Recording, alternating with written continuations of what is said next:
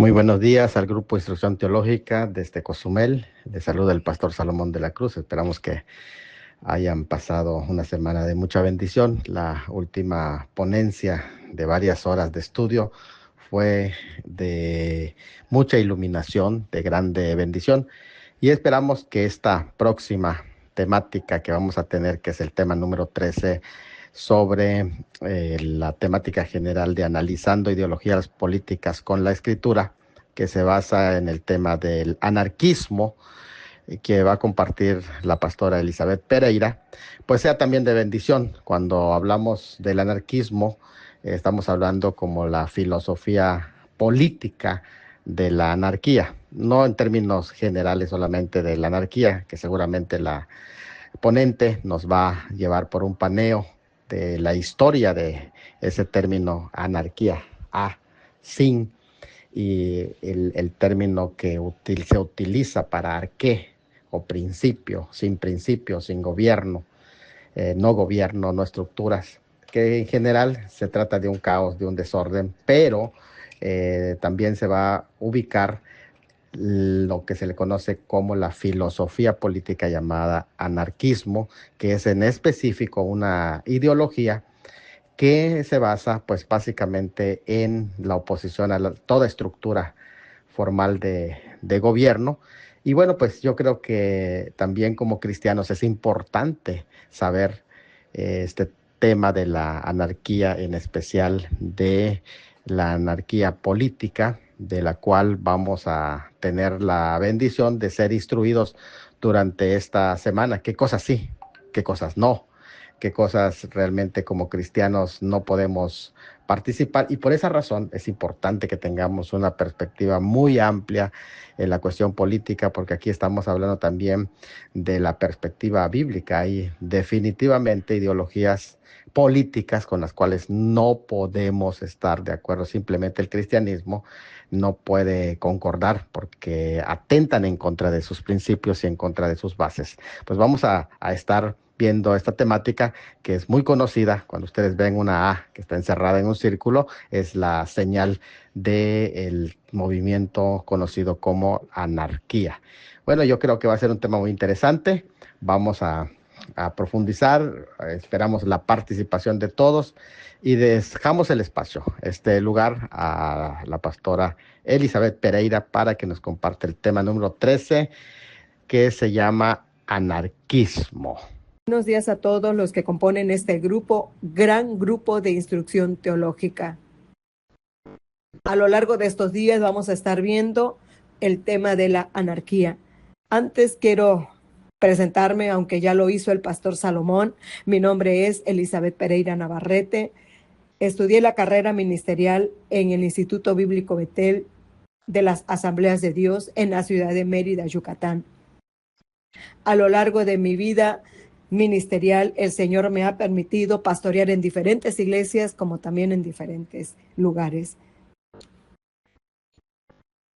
Hace unos cuantos meses me gradué de capellán internacional por la gracia y la misericordia de Dios. Hoy en día dirijo la Escuela Teológica y Ministerial Logos, ubicada aquí en la ciudad de Cancún, Quintana Roo, México. Bueno, pues iniciemos con el tema anunciado. Hablar de anarquía es un tema muy amplio y muy profundo. No podemos hablar de anarquía sin antes hablar de cómo inició el liderazgo en la humanidad. Recordemos que a lo largo de la historia de la humanidad han habido buenos reyes, buenos líderes, como también malos reyes y malos líderes. La pregunta de cómo inició el liderazgo en la humanidad, en términos generales, se puede decir que el liderazgo surgió con las primeras organizaciones humanas, cuando los grupos necesitaban coordinadores, alguien que los guiara en las tareas, distribuyera los recursos y tomara decisiones. A lo largo del tiempo, con las primeras sociedades agrícolas, se consolidaron jerarquías y las figuras de liderazgo se formaron con autoridad, la religión o el poder militar. El liderazgo en la humanidad comenzó desde las primeras formas de organización social, cuando los grupos de cazadores-recolectores empezaron a agruparse.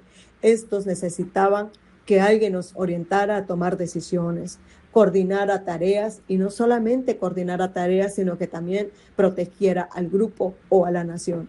Con el tiempo, las primeras sociedades agrícolas y tribales surgieron líderes basados en poder, sabiduría o roles religiosos. Y así se fue consolidando el liderazgo a lo largo de la historia.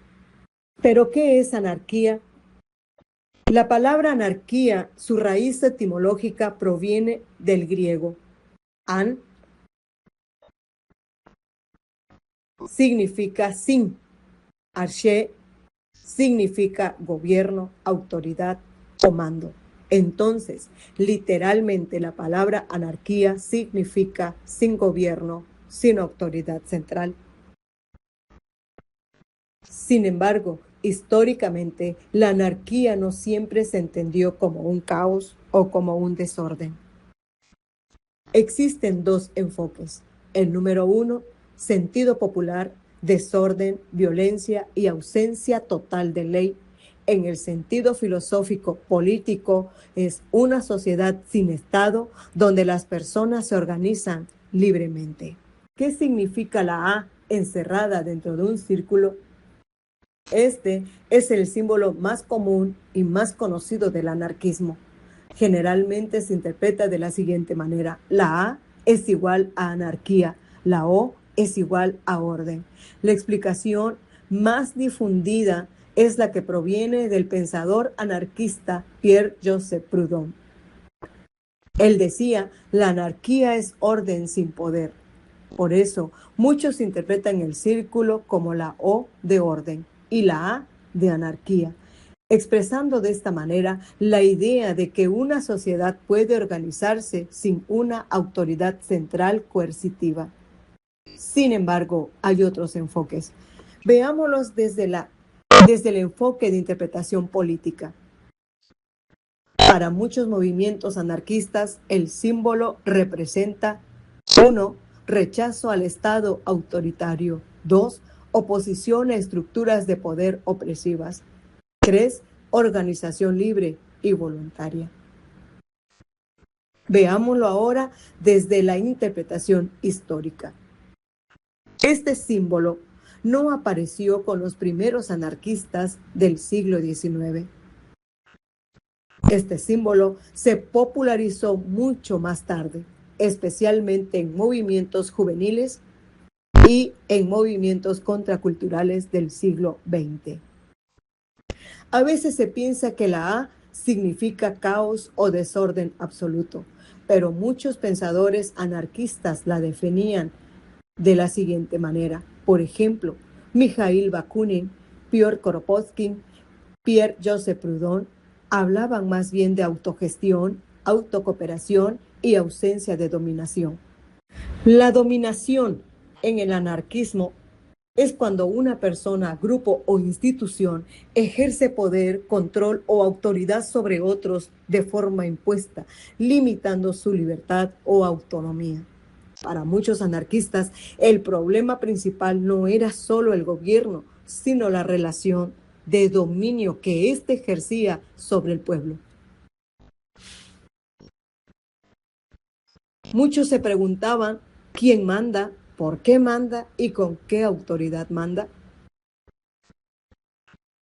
Si la respuesta implicaba coerción o imposición, muchos anarquistas lo consideraban dominación. Ejemplos que algunos pensadores anarquistas cuestionaban sobre la dominación. Número 1. La dominación política. El Estado gobernando mediante leyes obligatorias. Ejemplo, era un gobierno que impone autoridad sin participación voluntaria. Número 2. Dominación económica. Cuando unos controlan recursos y otros dependen totalmente de ellos.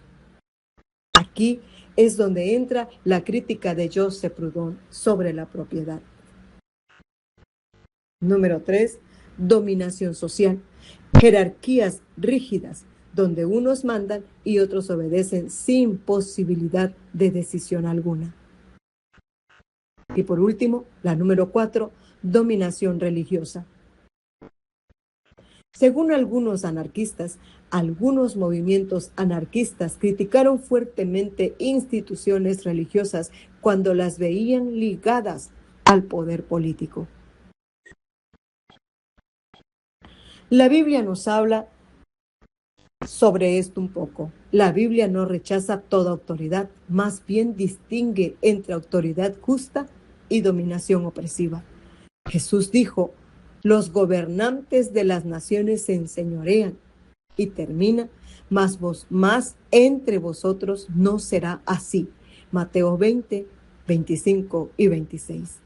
Aquí hay una gran diferencia entre el liderazgo servicial y la dominación autoritaria. Entonces, para el anarquismo, dominación es poder impuesto, pero bíblicamente suele hacerse una distinción entre autoridad legítima y abuso de autoridad. La autoridad. Vamos a ver un panorama histórico, pero también bíblico, del abuso de la autoridad, desde el principio de la humanidad y sus consecuencias, cuando se hace abuso de esta autoridad. El abuso de autoridad desde el principio de la humanidad ha existido. El principio, Dios dio una autoridad que fue delegada al hombre. La Biblia presenta que desde el inicio hubo autoridad y administración. Dios le dio a Adán responsabilidad sobre la creación. Él dijo en Génesis 1:28, señoread. Aquí la autoridad aparece como administración, más responsabilidad, más cuidado, no como opresión. La caída del hombre trajo el primer desorden de autoridad. En Génesis 3 ocurre una ruptura, desobediencia, rebelión y distorsión del orden establecido por Dios. El pecado afecta las relaciones, la relación del hombre con Dios, la relación del hombre con la creación y la relación del hombre con el hombre. Aquí comienza el deterioro del ejercicio correcto de autoridad. Y la consecuencia fue separación de Dios y conflicto. Vemos a Caín en primer plano, pero también primer abuso entre seres humanos. Caín ejerce violencia contra Abel, y las consecuencias de esta violencia fue muerte, juicio, ruptura familiar y exilio. Aquí el poder deja de proteger y pasa a destruir. En Génesis, en el capítulo 6, vemos claramente la corrupción generalizada antes del diluvio. La tierra, dice la Biblia, estaba corrompida. Entonces la violencia se había expandido, y las consecuencias de esto fue el juicio a través del diluvio y el reinicio de la humanidad. Más adelante, en el capítulo 11, vemos también a la humanidad cómo ésta busca exaltarse. Ellos dijeron: hagámonos un nombre.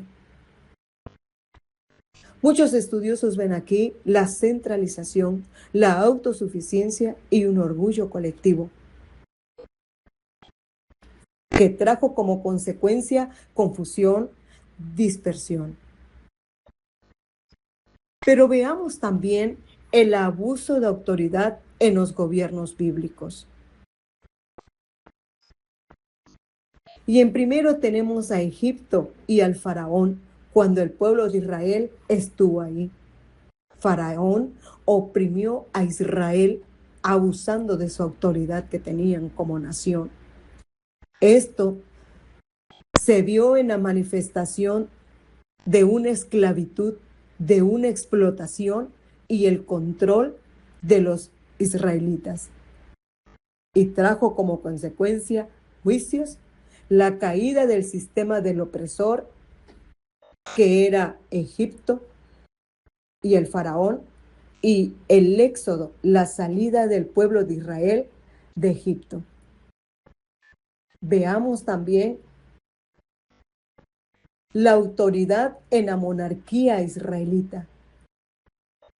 Saúl, el orgullo y desobediencia afectaron su gobierno, y la consecuencia que vivió es una inestabilidad durante su gobierno, y por último, la pérdida del reino.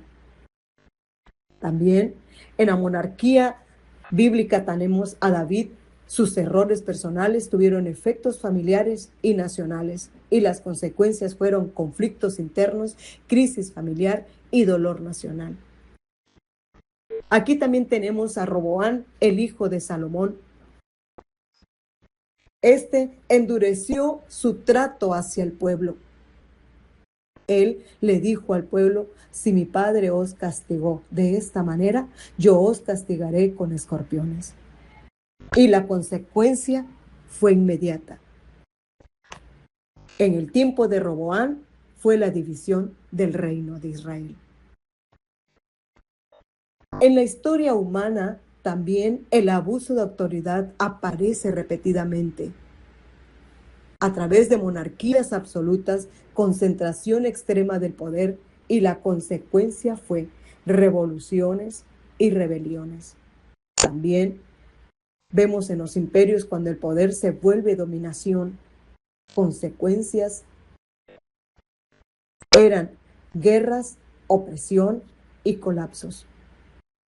En los sistemas autoritarios, las consecuencias fueron miedo, censura y pérdida de libertades. Y muchas veces surgieron movimientos de oposición, incluidos el movimiento anarquista. Ahora veamos consecuencias generales del abuso de autoridad. El abuso de autoridad a nivel espiritual es orgullo, alejamiento de Dios y corrupción. Las consecuencias de abuso de autoridad familiares es ruptura, temor y heridas. Las consecuencias de autoridad en la sociedad traen injusticia, rebelión y desconfianza. Las consecuencias de abuso de autoridad a nivel político trae crisis, revoluciones y colapso institucional. Las consecuencias del abuso de autoridad a nivel ministerial trae control, manipulación y desgaste espiritual. Sin embargo, Jesús nos dijo claramente, y esto viene a cambiar el panorama. Jesús dijo: el que quiera hacerse grande será vuestro servidor. Este es el modelo bíblico. Es autoridad es igual a servicio, y no autoridad es igual a dominación. Nunca Jesús quiso decir eso. El que quiera hacerse grande será vuestro servidor. Desde el principio de la humanidad, el abuso de autoridad ha producido caída, división y crisis, pero la autoridad ejercida con justicia y servicio produce orden, vida y restauración. Las consecuencias del abuso de autoridad pueden verse en el ámbito personal, social, político y espiritual, como hemos visto. El abuso ocurre cuando una autoridad usa su posición para oprimir, manipular, controlar o beneficiar intereses propios, en lugar de servir y administrar con justicia. Esto trae pérdida de confianza. Cuando una autoridad abusa de su poder, las personas dejan de confiar. También trae opresión y daño emocional. La autoridad deja de verse como protección y se percibe como amenaza. Trae también rebelión y división. Históricamente, abusos de poder han generado revoluciones y movimientos de oposición. Trae también la corrupción moral. El poder sin límites puede producir orgullo, arrogancia, manipulación, exceso de control. La autoridad se convierte en dominio. Trae desorden social Cuando la autoridad pierde legitimidad, aparecen vacíos de liderazgo, confusión y polarización, y a veces surgen movimientos que cuestionan toda autoridad, como el movimiento anarquista del cual estamos estudiando.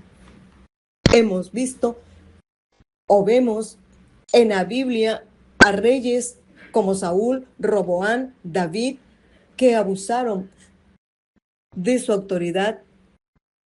Autoridad sana es igual a servicio, más justicia, más responsabilidad. Abuso de autoridad es igual a control, más opresión, más beneficio propio. La autoridad edifica cuando sirve y destruye cuando domina. Y fue en este tiempo de abuso que surgió el movimiento anarquista.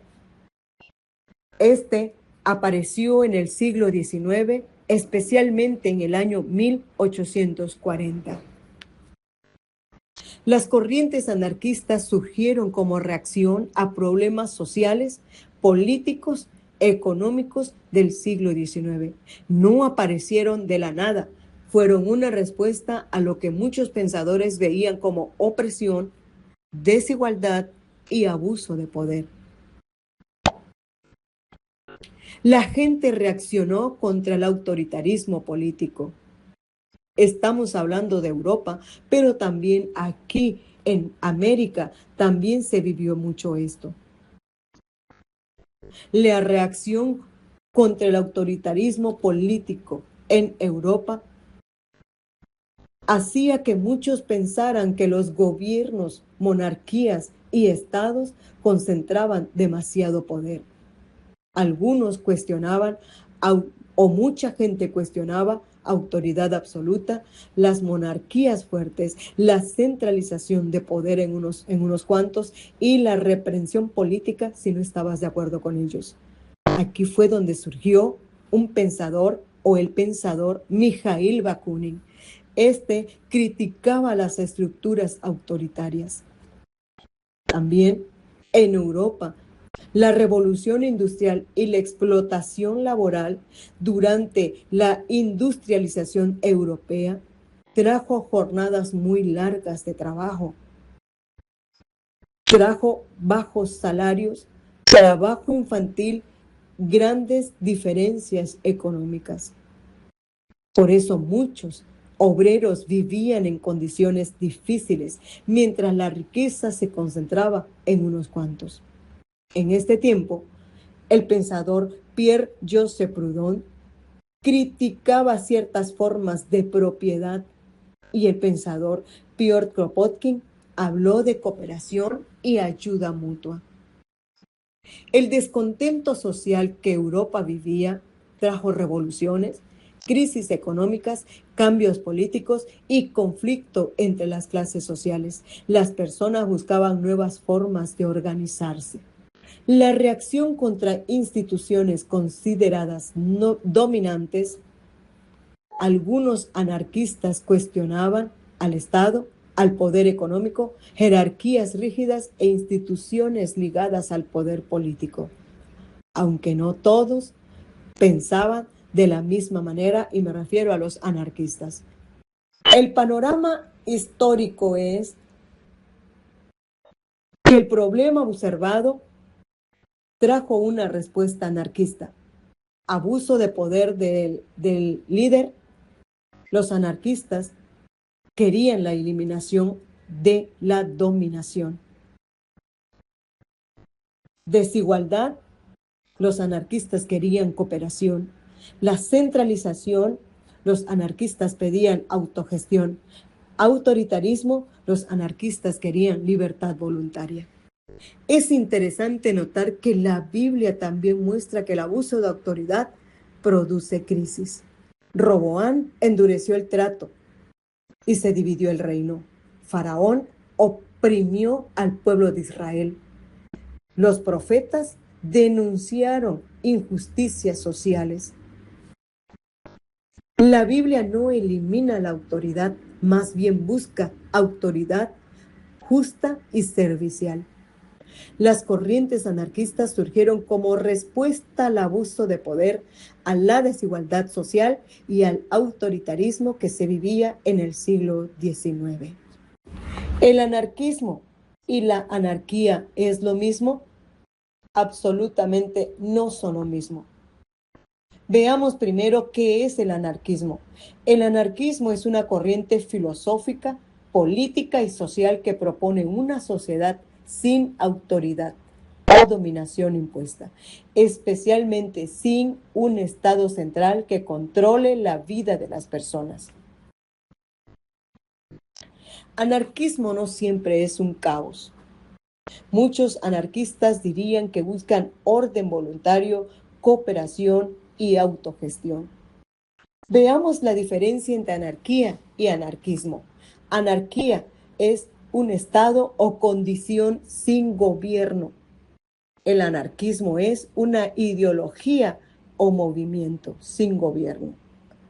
La anarquía puede describir ausencia de autoridad, o sea, la persona quiere vivir sin que nadie le autorice, sin que nadie le dé orden o no tener una autoridad por encima de él. El anarquismo propone cómo organizar la sociedad sin autoridad. La anarquía puede ser temporal o accidental. En el anarquismo es una propuesta filosófica. Anarquía, no hay gobierno. Anarquismo, ¿cómo viviríamos sin gobierno? ¿Cómo nació el anarquismo? El anarquismo comenzó principalmente, como hemos visto, en el siglo XIX, en medio de revoluciones, desigualdad social, explotación laboral y crisis políticas en Europa. Pensadores importantes como Pierre-Joseph Proudhon, él creía que la propiedad es un robo. Mikhail Bakunin, él rechazó el Estado e instituciones autoritarias. Pierre Kropotkin defendió la cooperación mutua. De esta manera nació el anarquismo. Ahora veamos los principios básicos del anarquismo. Número 1. Rechazo a la autoridad impuesta. Cuestiona estructuras consideradas dominantes, como el Estado, las monarquías, el autoritarismo y algunas formas de poder económico. 2. Libertad individual. Esto promueve libertad de pensamientos, asociación voluntaria y autonomía. 3. Autogestión. La comunidad se organiza sola. No habría una autoridad superior obligatoria. Las decisiones serían colectivas. 4. Ayuda mutua, especialmente desarrollada por el pensador Kropotkin. Las personas cooperan entre sí en vez de competir constantemente. Veamos ahora tipos de anarquismo. Anarquía social, esta busca organización colectiva y cooperación. El anarquismo individualista prioriza libertad individual. El anarcosindicalismo busca cambios mediante sindicatos y trabajadores. El anarcocomunismo propone propiedad común. ¿Qué no es necesariamente el anarquismo? Lo que no es. Anarquismo no siempre significa violencia, desorden total, delincuencia, ausencia de ética. Aunque históricamente hubo grupos radicales y episodios muy violentos y muy violentos, eso no define todo el movimiento.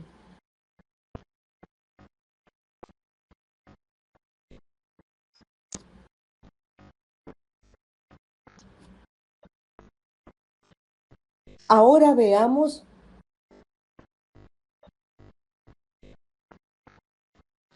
en resumen, El anarquismo define filosofía que propone una sociedad sin autoridad. Sus principios están basados en la libertad, en la autogestión, en la autocooperación y en el rechazo del autoritarismo. Sus principales pensadores fueron Pierre-Joseph Proudhon, Mikhail Bakunin y Piotr Kropotkin. ¿Puede existir orden sin autoridad central? Los primeros pensadores que surgieron en el siglo XIX, ellos crearon el anarquismo, no la anarquía. La diferencia es importante. La anarquía existía desde antes. La anarquía como condición de ausencia de gobierno o autoridad ya había existido en diferentes momentos de la historia, mucho antes del siglo XIX. La vemos, por ejemplo, en periodos de colapso político, en periodos de guerras civiles, vacíos de poder y algunas comunidades sin autoridad central fuerte. El anarquismo sí fue desarrollado por pensadores. El anarquismo surgió como un movimiento filosófico y político. Hemos visto a sus principales representantes. Ellos no inventaron la ausencia de gobierno, sino que formularon una teoría sobre cómo podría funcionar una sociedad sin autoridad. Pregunta: ¿quién creó la anarquía? La respuesta es: nadie en particular ha existido como situación histórica. Pregunta: ¿quién desarrolló el anarquismo? La respuesta es: pensadores del siglo XIX. Hemos visto a tres pensadores que surgieron en el siglo XIX, cada uno con una filosofía diferente.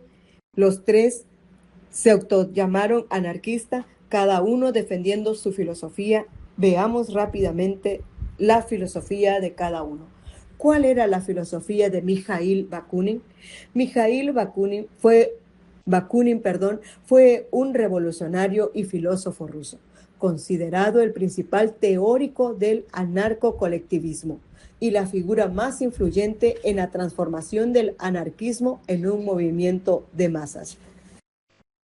A diferencia de la visión científica de Kropotkin o el enfoque pacífico de Proudhon, la filosofía de Bakunin era profundamente revolucionaria, insurreccional y de acción directa. Sus pilares fundamentales fueron el anarcocolectivismo, el antiestatismo radical y la crítica al marxismo, la destrucción creativa y la revolución social, el sujeto revolucionario amplio, ateísmo y libertad humana, federación desde abajo hacia arriba. Veamos ahora la filosofía que defendía el pensador anarquista Piotr Kropotkin. Él fue un geógrafo científico y pensador ruso, considerado el principal teórico del anarcocomunismo o comunismo libertario. A diferencia de Proudhon, que proponía el mutualismo y mantener un sistema de bonos de trabajo, Kropotkin llevó al anarquismo hacia una visión plenamente comunista y científica. Su filosofía se basa en los siguientes pilares: el apoyo mutuo como ley evolutiva, el anarcocomunismo o abolición del salario, la toma del montón, el bienestar para todos, integración del trabajo manual e intelectual, organización horizontal y federada. Veamos ahora al siguiente pensador. ¿Cuál era la filosofía del anarquista Joseph Proudhon?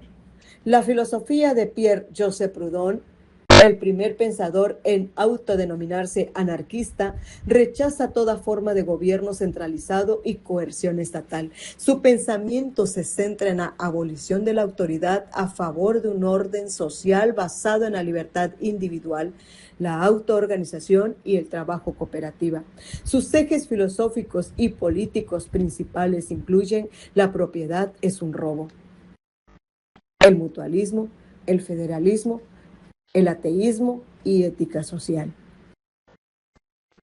Estas son las tres filosofías de los tres pensadores que surgieron a lo largo del siglo XIX. La pregunta que hice sobre ¿puede existir orden sin autoridad central? Bueno,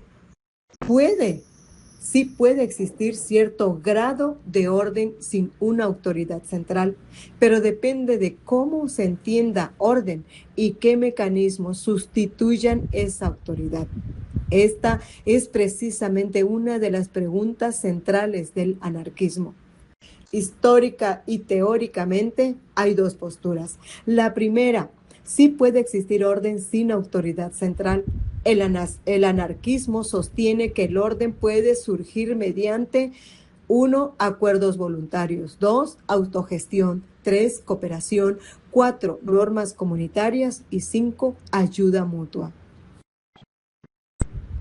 Pensadores como los que ya hemos visto defendían que las personas podían organizarse sin un Estado central fuerte. Veamos algunos ejemplos parciales que suelen citarse con respecto a si puede haber orden sin autoridad. 1. Comunidades locales. 2. Cooperativas. 3. Algunas organizaciones horizontales. Aquí el orden viene de la cooperación. Punto número 2. El orden sin autoridad central tiene límites. Mientras unos argumentan que a gran escala, punto número 1, se cree que se necesitan leyes. 2. Administración. 3. Justicia. 4. Defensa. Y 5. Coordinación social. Porque sin algún tipo de autoridad puede aparecer vacíos de poder, conflictos, fragmentación y violencia. Veamos ahora la perspectiva bíblica. La Biblia presenta autoridad desde muy temprano. Lo vemos en Moisés, lo vemos en Reyes, lo vemos en los ancianos y lo vemos también en el libro de Jueces.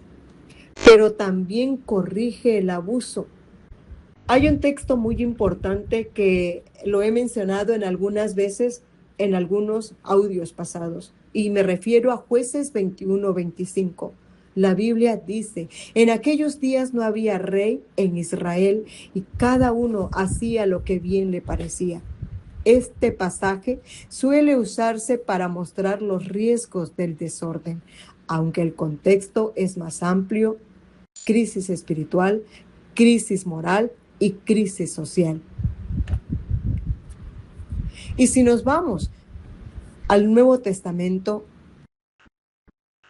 Jesús redefine el liderazgo y Jesús dijo, el que quiera ser el primero será vuestro servidor. Entonces, bíblicamente, el énfasis no es solo tener autoridad, sino cómo se ejerce esa autoridad.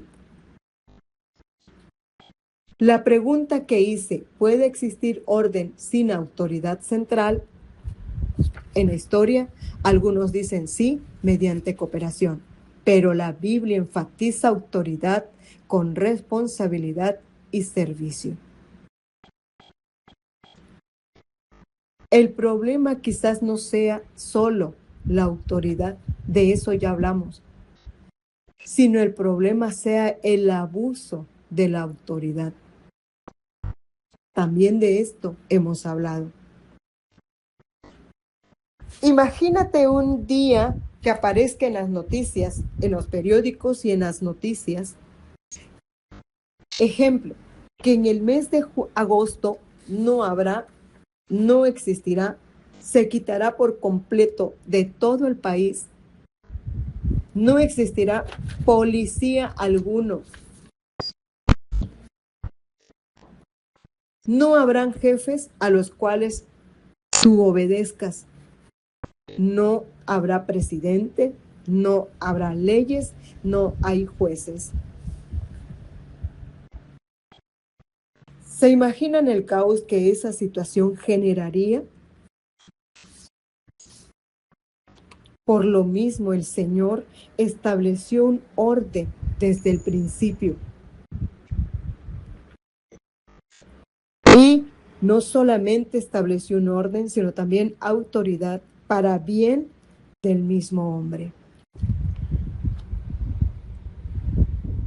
El capítulo 13 del libro de los Romanos, del versículo 1 al versículo 7, es el texto que habla sobre la relación entre el cristiano y el Estado.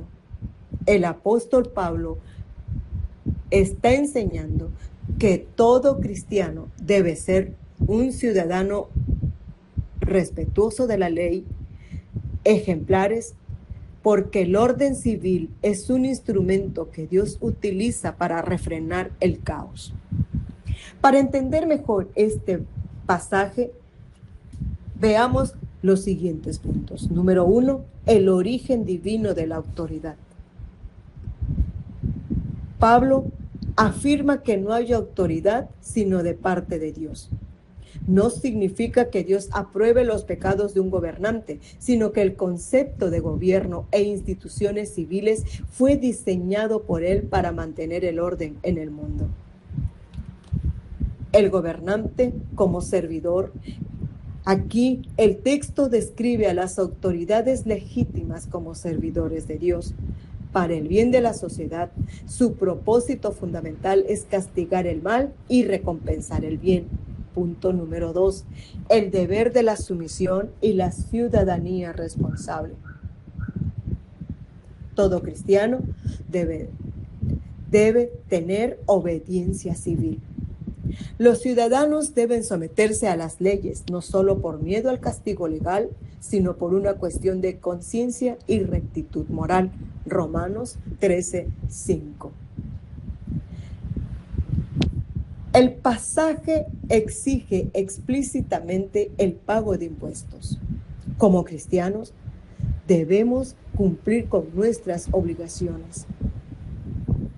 Esto incluye el pago de impuestos, contribuciones, el respeto y la honra a quienes ocupan puestos públicos. Número 3. Para no malinterpretar el texto, Pablo se encontraba bajo el Imperio Romano. Pablo escribía esto mientras gobernaba Nerón, quien más tarde perseguiría cruelmente a los cristianos. El mensaje era claro. La fe cristiana no era un movimiento político rebelde, subversivo o anárquico para derrocar a Roma. En contraste con el libro de los Jueces, mientras que en Jueces vimos el desastre que ocurre cuando cada uno hace lo que bien le parece por falta de autoridad, en Romanos capítulo 13 presenta la autoridad civil como el freno necesario contra esa misma anarquía moral y social.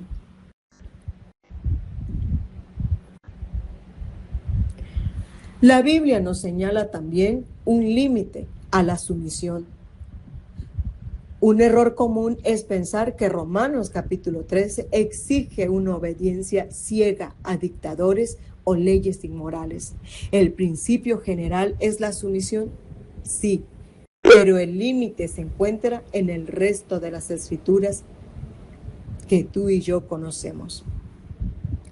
La prioridad de Dios es: si un gobierno civil nos ordena directamente desobedecer un mandato de Dios, por ejemplo, dejar de predicar, dejar de congregarnos, dejar de adorar a Dios, o por lo contrario, forzarnos a adorar un líder, se aplica el principio del libro de Hechos en el capítulo 5, 29.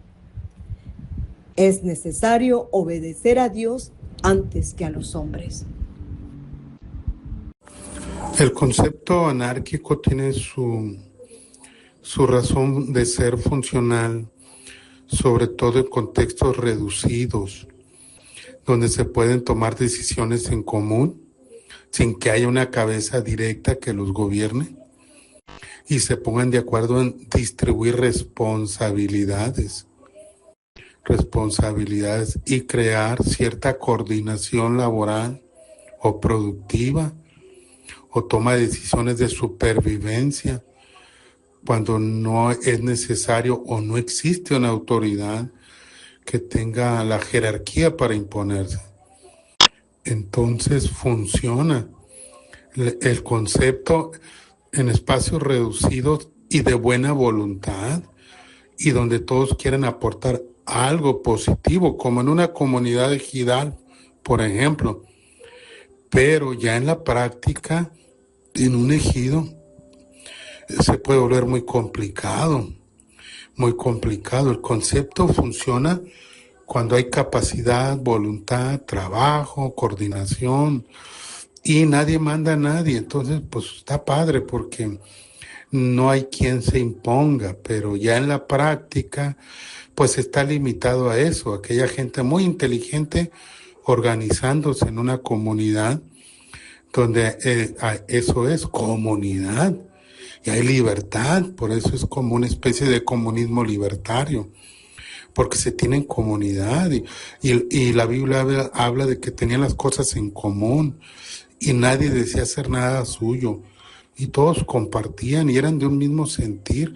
Pues sí, era el inicio de la iglesia, eran 120 en su primer amor. Obviamente una vez que se desarrolla la iglesia, pues requiere, por eso se nombraron diáconos, ¿verdad? Porque requería mejor supervisión.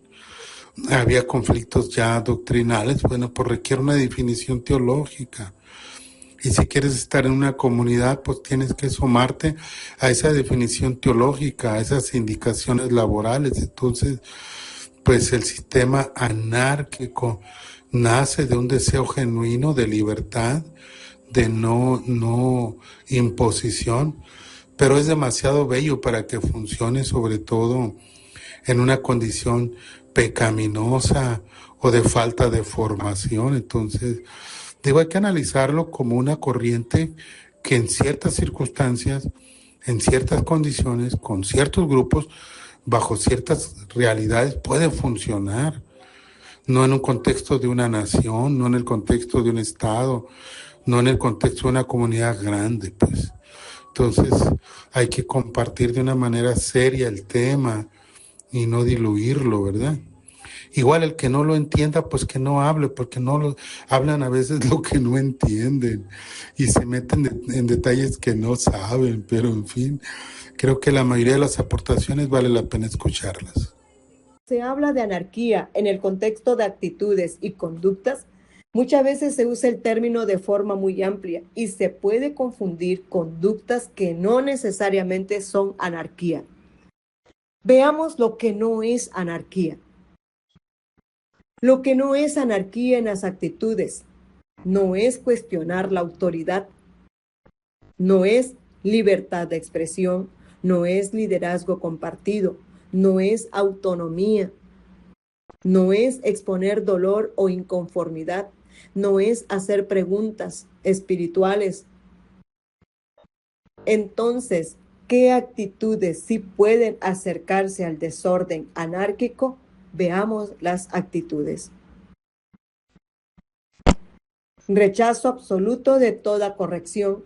Nadie me dice qué hacer. Negarse a toda responsabilidad. Individualismo extremo y desprecio por toda autoridad. En palabras, no necesito reglas. Haré lo que yo quiera. Nadie tiene derecho a corregirme y yo soy mi propia ley. Aquí hay algo muy importante que está escrito en el libro de Jueces, capítulo 21, 25, y es que la palabra dice, cada uno hacía lo que bien le parecía. Bíblicamente, la Biblia hace una distinción entre autoridad abusiva puede producir opresión, ausencia total de dirección puede producir caos. Por eso existe un equilibrio bíblico. La Biblia busca orden, justicia y responsabilidad. No todo desacuerdo es rebelión y no toda autoridad es justa. El problema aparece cuando desaparecen los límites, la responsabilidad y el orden. Biblia también nos habla de sucesos donde hubo una conducta hacia la anarquía. En Génesis 11 tenemos la Torre de Babel, un liderazgo sin dirección divina ni humildad. En el libro de los jueces, la Biblia dice y nos habla del deterioro espiritual y social, porque cada uno hacía lo que bien le parecía. Por eso el Señor, en el libro de Samuel, levanta un liderazgo por medio del profeta Samuel. ¿Qué no sería anarquía? Vuelvo a repetir, ¿qué no sería anarquía? Denunciar injusticias, corregir abusos, pedir cambios, defender la verdad y resistir la opresión, con responsabilidad de nuestras actitudes. En los ejemplos bíblicos tenemos los siguientes. Moisés confrontó al faraón. El profeta Natán corrigió a David. El profeta Elías confrontó al rey Acab. Estos no promovían la anarquía en ninguna manera, sino lo que estaban buscando es restauración y justicia. El rechazo total a la autoridad, desprecio por límites, individualismo extremo, autonomía moral absoluta, una rebeldía constante, un rechazo de responsabilidad y un caos deliberado son conductas con tendencias anárquicas. Preguntar, corregir, disentir con respeto, buscar justicia y denunciar el abuso son conductas que no son anarquía. Buena tarde a todos, hermanos, amigos de este bendecido grupo. Hermana Elizabeth Pereira, exponente del tema. Usted plantea la pregunta, si alguien quiere responder y aportar a este tema. En la Biblia hay casos de anarquía. Voy a hacer mi aporte en relación al tema. Sí hay casos en la Biblia. Esa es la respuesta. Sí hay casos, pero debemos entender qué dice la Biblia en relación con la anarquía, porque en el lenguaje bíblico no existe la palabra anarquía, pero sí describe periodos donde cada uno hacía lo que le parecía bien y no había autoridad central que contuviera el caos.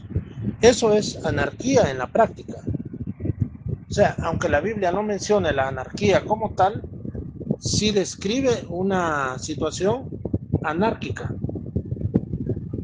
porque no había una autoridad que contuviera el caos.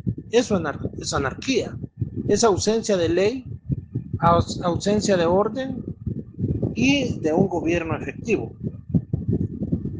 En el periodo de los jueces tenemos un ejemplo.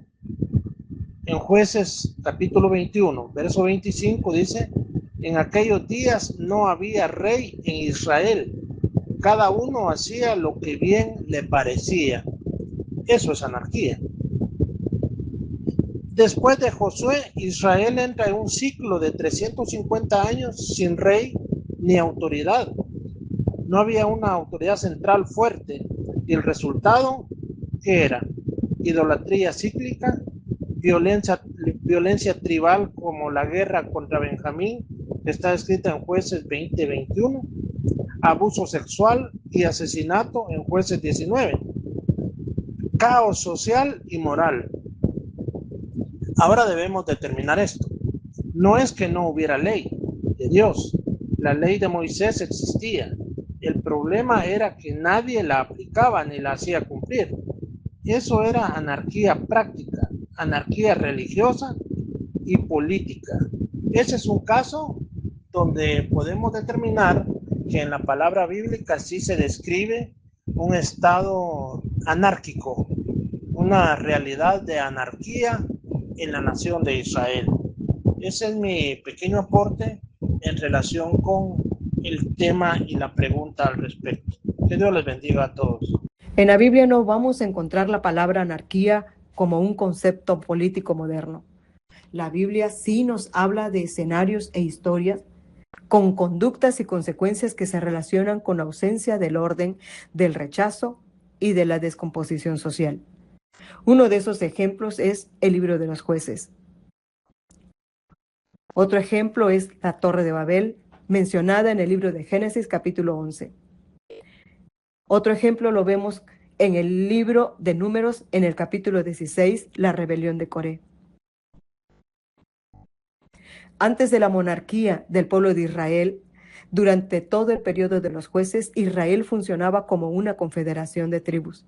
No había un rey permanente, pero existía un liderazgo temporal. Las tribus actuaban con cierta autonomía. La Biblia nos habla de que esto produjo momentos de libertad, pero también de desunión y crisis. ¿La Biblia aprueba la anarquía? No. En términos generales, no presenta la ausencia total del orden como ideal. La Biblia nos habla y nos dice que valoremos el orden, justicia, la responsabilidad y la autoridad con propósito. La Biblia nos habla en el libro de Corintios, Primera de Corintios, capítulo 14, 33, porque Dios no es Dios de confusión. En la Biblia, Dios no aprueba el abuso de autoridad. La Biblia confrontó a reyes injustos, sacerdotes corruptos y gobernantes opresores. Entonces, claramente la Biblia rechaza tanto el caos como la opresión y el desorden. No vemos que en la Biblia se desarrolle una doctrina llamada anarquía. Pero sí, la Biblia nos habla claramente que la ausencia del orden es caos. El orgullo colectivo es alejamiento de Dios. La rebelión desordenada es ruptura del orden establecido por Dios. El abuso de poder va en contra de la ley de Dios. Dios nos propone un equilibrio. Dios es justo, es sabio, y como humanidad nos propone un equilibrio que es fundamental. En la palabra, Dios nos habla y nos dejó autoridad, más justicia, más responsabilidad, más temor de Dios. En el capítulo 29 del libro de Proverbios, en el versículo 2, la Biblia nos habla y contrasta dos tipos de liderazgo. El uno es un liderazgo impío y el otro es un liderazgo justo. Ambos tienen afectan de diferentes maneras a la sociedad.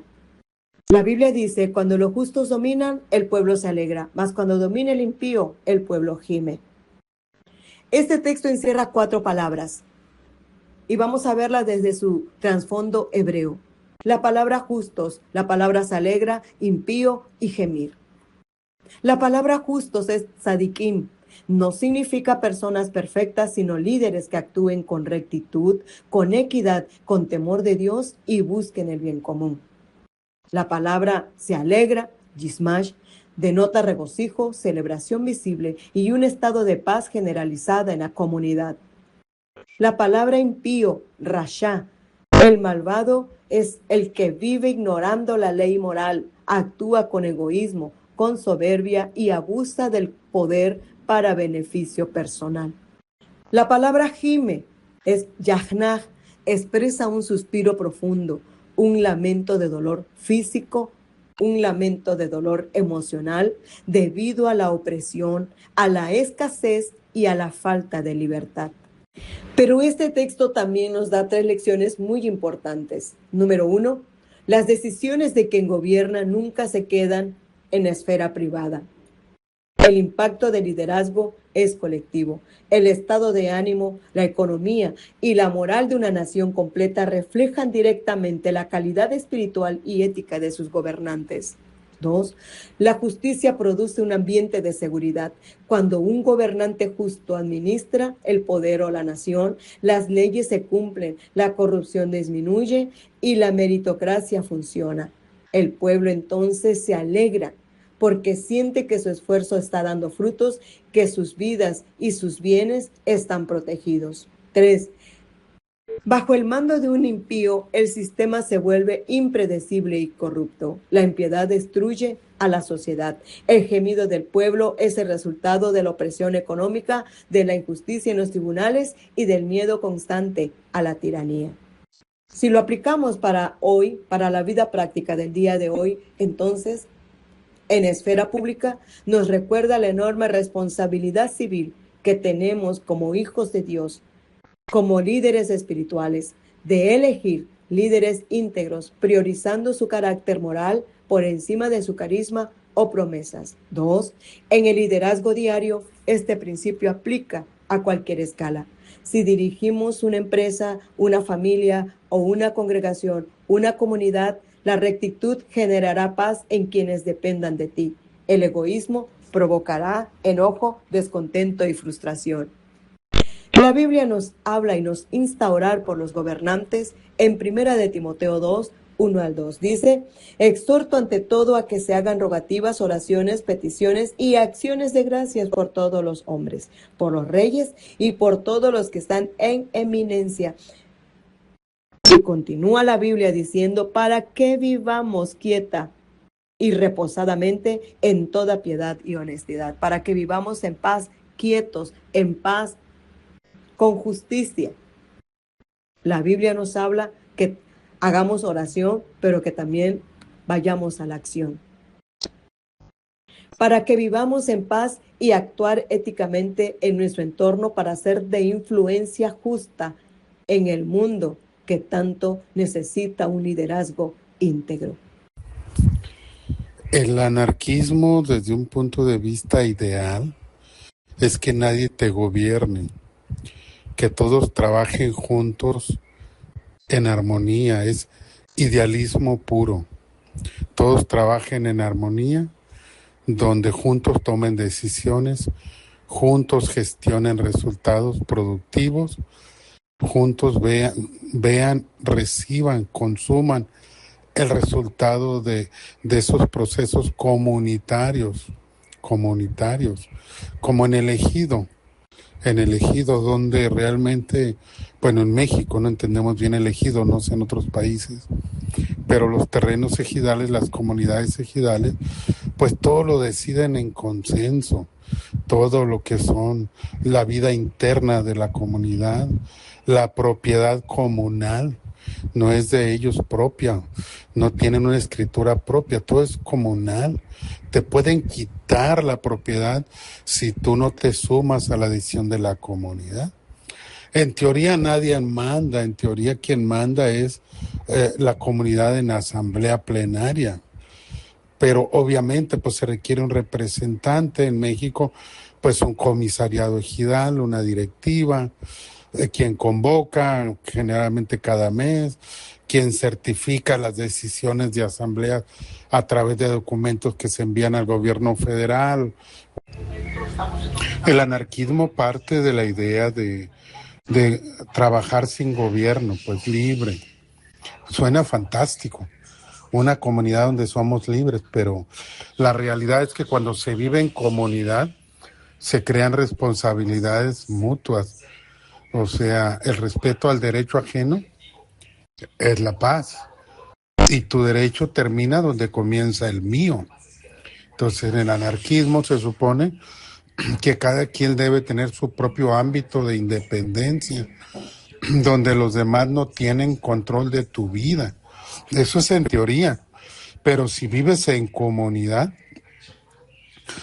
yo diría que si tenemos cada quien una parcelita pequeña y cada quien se autogobierna, no como un ejido, sino una propiedad privada, ¿no? Y entonces cada uno pues produce cosas que el otro necesita, ya sea herrería, ya sea mecánica, ya sea vegetales, ya sea carne, y entonces pues hay un intercambio de servicios y un intercambio de productos, ¿no?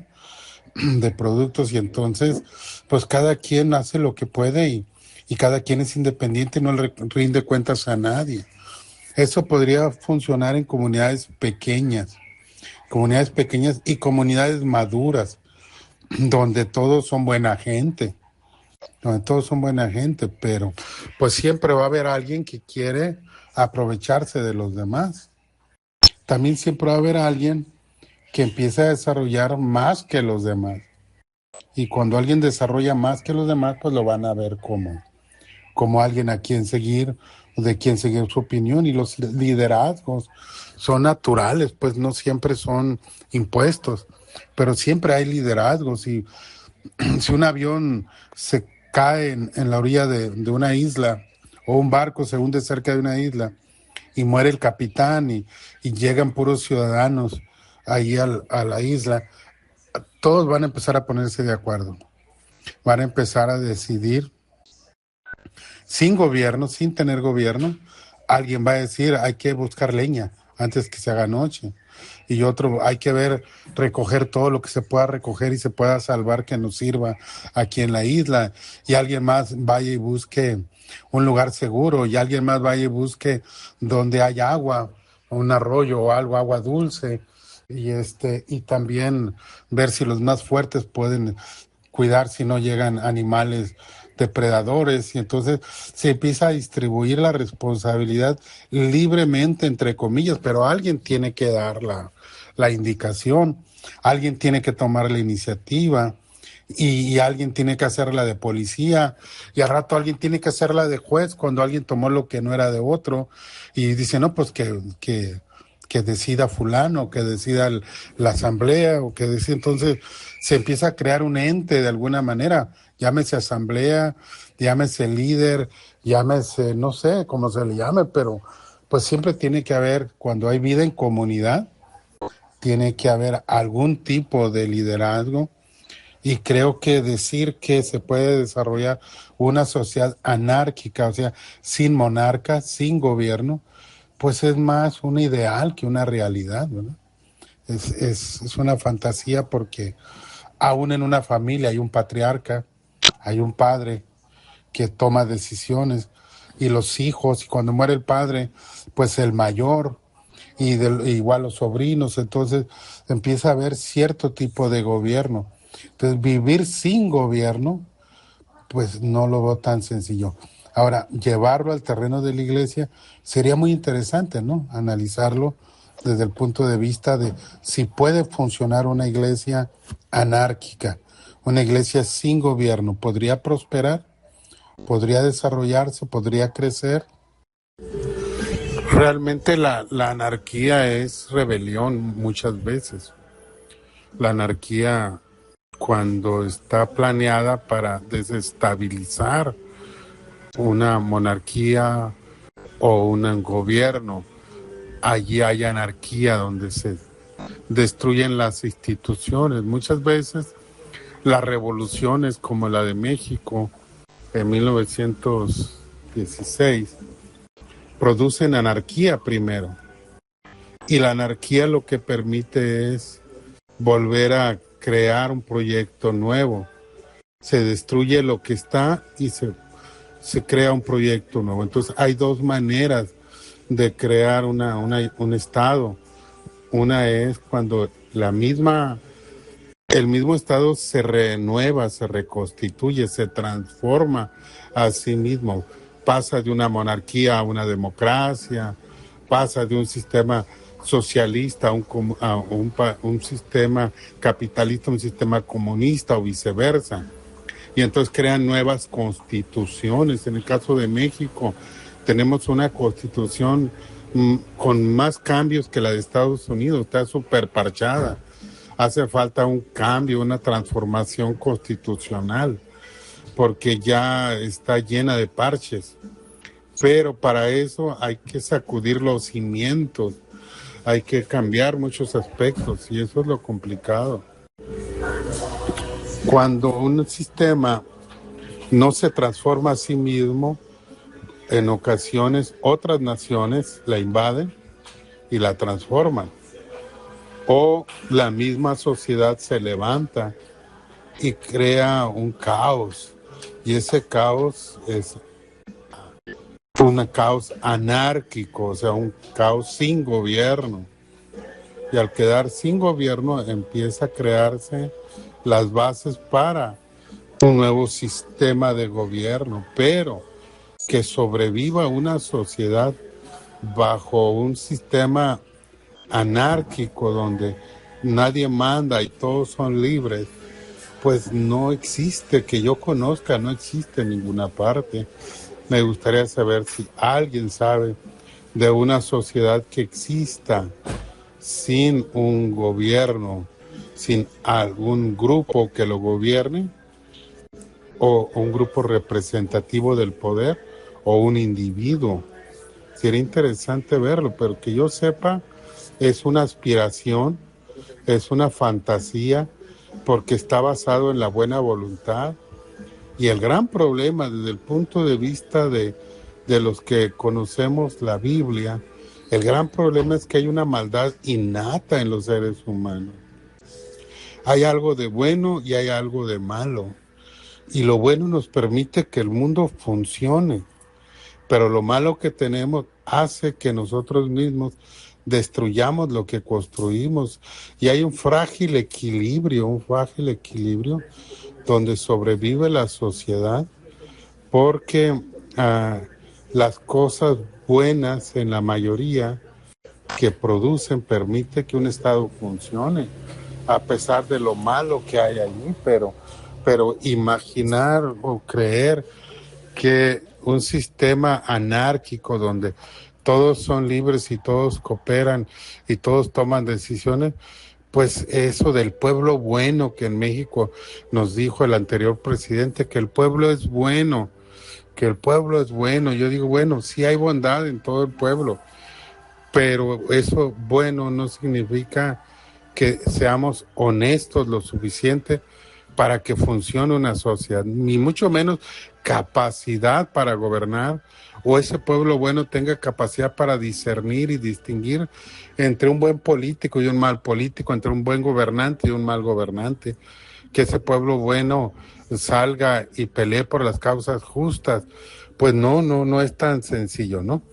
Yo aquí en Chiapas, donde vivo, yo veo que de repente el pueblo se levanta y bloquea una carretera y exige derechos y se declara en rebeldía y no quiere pagar luz, no quiere pagar agua, no quiere asumir responsabilidades colectivas más allá de su propio interés, del interés mutuo.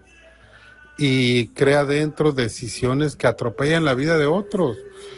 Atropellan la vida de otros, casos donde la comunidad dice, bueno, pues ahora le toca a fulano y a mangano pasear al santo patrono, y saben que son evangélicos y lo hacen solo para hacerle daño. Entonces no hay como las condiciones humanas para generar un sistema anárquico productivo. Yo lo veo bastante complicado. Ni siquiera con Cristo, cuando Cristo venga, va a ser una monarquía, va a ser una monarquía. Y aún así la gente se va a rebelar, ¿eh? Hemos visto la anarquía desde diferentes puntos de vista, ideologías y perspectivas. Veámoslo ahora desde el punto de vista eclesial o eclesiástico. ¿Hay anarquía eclesial? La respuesta es, en la mayoría de las tradiciones cristianas, el gobierno eclesiástico no es una anarquía. Por el contrario, la Iglesia suele contar con estructuras formales de liderazgo, estructuras formales de administración y estructuras formales de disciplina. Sin embargo, el término a veces surge en debates teológicos o debates políticos. Veamos los sistemas de gobiernos estructurados eclesiásticos. Estas instituciones cristianas operan bajo modelos jerárquicos o participativos. Veamos el sistema de gobierno episcopal. Su autoridad centralizada está en obispos, como en la Iglesia Católica o la Iglesia Ortodoxa. Veamos el sistema de gobierno representativo. Su autoridad está delegada en concilios y cuerpos de ancianos. Veamos el sistema de gobierno congregacional. Su autonomía de la Iglesia es local, donde la congregación toma sus propias decisiones. Veamos ahora desde el punto de vista porque surgió una corriente llamada anarquismo cristiano. ¿Cuál es la visión que los anarquistas cristianos tienen?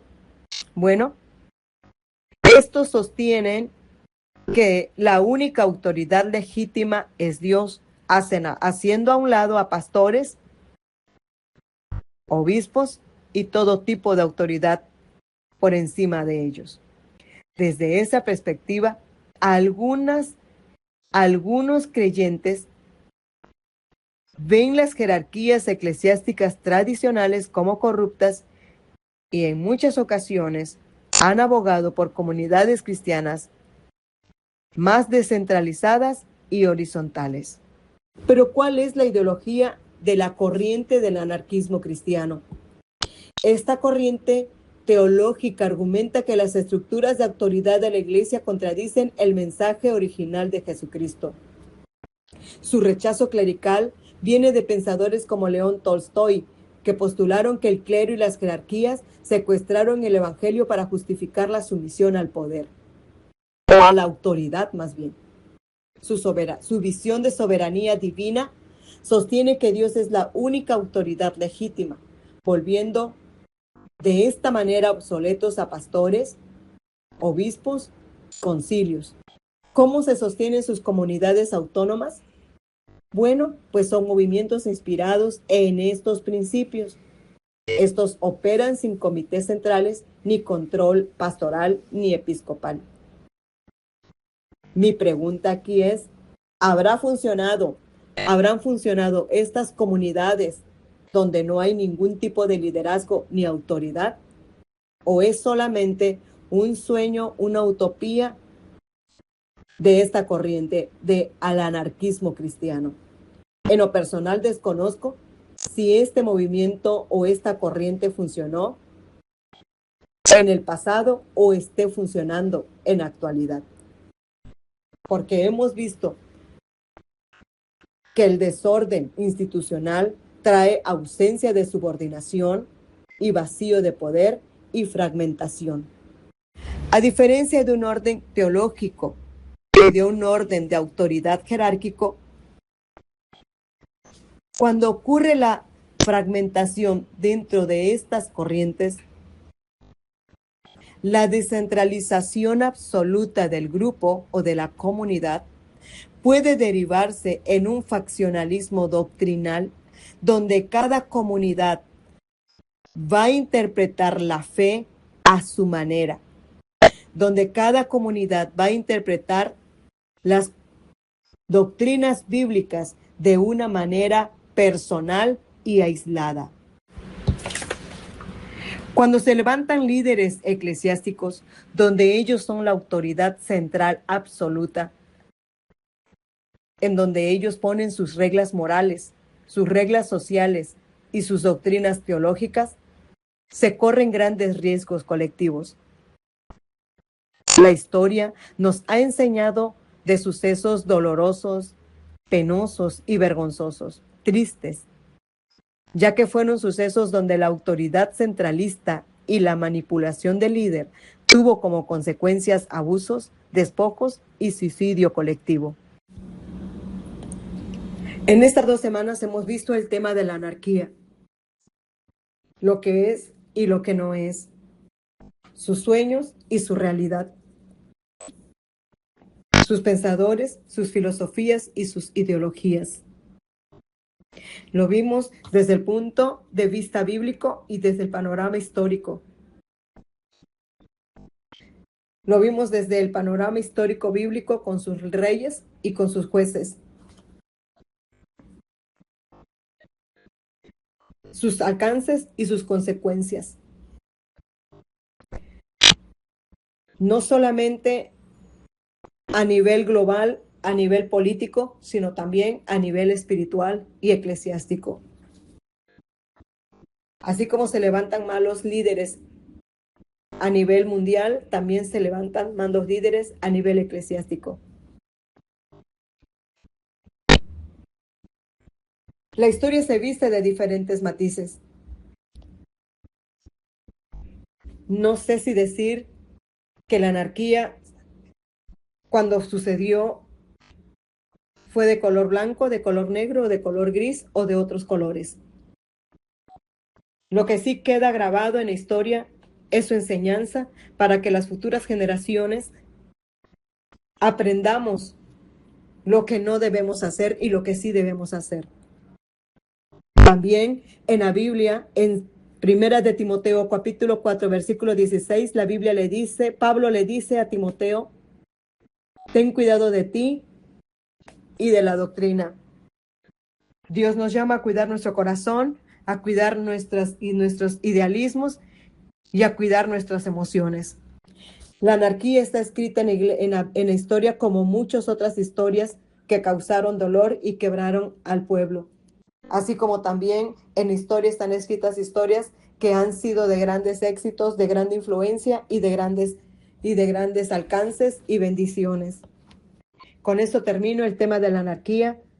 Gracias por prestarme sus oídos. Dios me los bendiga.